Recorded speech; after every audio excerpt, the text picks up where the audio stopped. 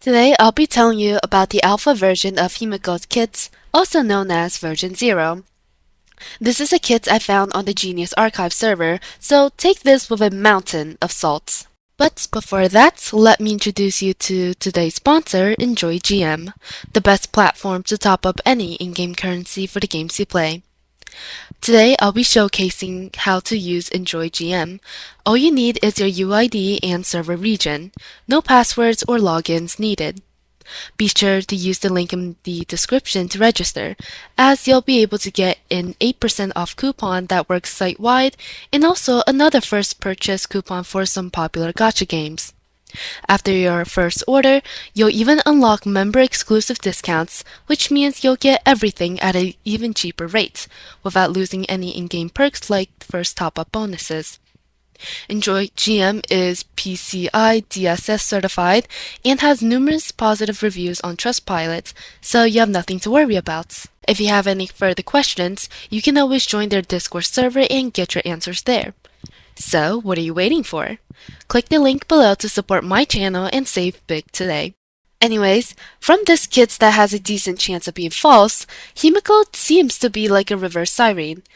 For every member or the nameless that takes action, she'll gain a stack for her ults, just like Siren, and at 30 stacks she'll be able to use it, with each use consuming 12 stacks and the max stack being 36. I'm not sure why they would put an arbitrary number like 30 instead of 24 like they love to do.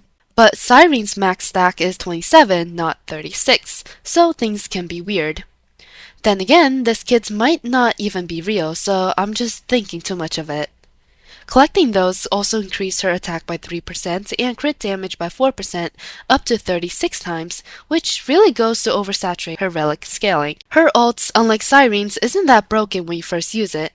It gives her 30% crit rate, advances her by 30%, makes her skills enhanced, which is just more damage, implants everyone with fire weakness, and makes her take DLT. Every ult after has 480% AoE multi and 120% bounce multi, which is, give or take, a bit stronger than Archer's ults in single targets, which is honestly pretty damn bad. It's weird that she takes damage too, despite being attack scaling and being able to heal from Trace. Like, at that point it seems that her kit should be more HP based, not attack scaling, which is why I think this is kinda sus.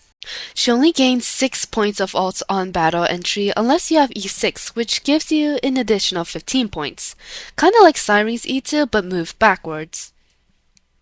While her E2 is like Saber's, where it refunds her in ults after 3 usage. Worse still, her damage is tied to having Nameless on your team, like how Acheron wants Nihilities. Honestly, I hope this kit is fake, because it doesn't seem that good at all, and she honestly won't be able to do what I want her to do if it stays like this, because as of right now, there's no way in hell she's going to 0 AV Ichor Memosprite in Apocalyptic Shadow. The next Apocalyptic Shadow might be the only time in history where I can get 12k score, because Cocolia is actually extremely weak and easy to 0 AV, which means I can throw anything at her and win, while the third half is extremely free for my pseudo-remembrance comp. This leaves the first half, which is also the hardest, most bullshit boss in the history of this game. Unlike regular Ichor Memosprites, this thing has a wave in between its actual phases, where you need to somehow do like over 6 million damage to enemies before even getting a chance to break. I tried to theorycraft a 0 AV with Evanescia, but even she can't do it unless you use Sunday, which is a male and a character I don't have access to on my account anyways. Not only that, Evanescia also needs 48 cost to 0 AV this boss. This means that the Evanescia routes is basically dead. The other routes, Monorem, needs 20-something cost and Hyacine, which I don't have access to either. It also needs E6 Casters. If I had E6 Casters, maybe I stand a small chance, but without it, it's most likely impossible. Basically, if this Himeko kit is real, God forbid, she won't be able to get her ult in 0 AV even at E6. Even if I gave her Cyrene, it wouldn't work because Cyrene would well be the one having trouble stacking. Outside of Zero AV, Cyrene seems to be the best in slot for this rendition of Himeko because her ult will give Himeko 3 ults off the bats, but this Himeko doesn't seem to be built for Zero AV. I've seen another leak where she has 3 stages of enhanced skill, basically multiple buttons like how Finan has 2 with his meteor and counter, and her ult does no damage at all. That's honestly just as scary because then she also won't have the front-loading capabilities to Zero AV Ichor. At this point, I feel like I'm stuck between a rock and a hard place. Hopefully, V1 Himeko blows all the V0 allegations out of the water because currently, V0 Himeko is not it at all. She needs to get much stronger, strong enough to surpass Rem and Zero AV Ichor at a reasonable cost with just her own E6.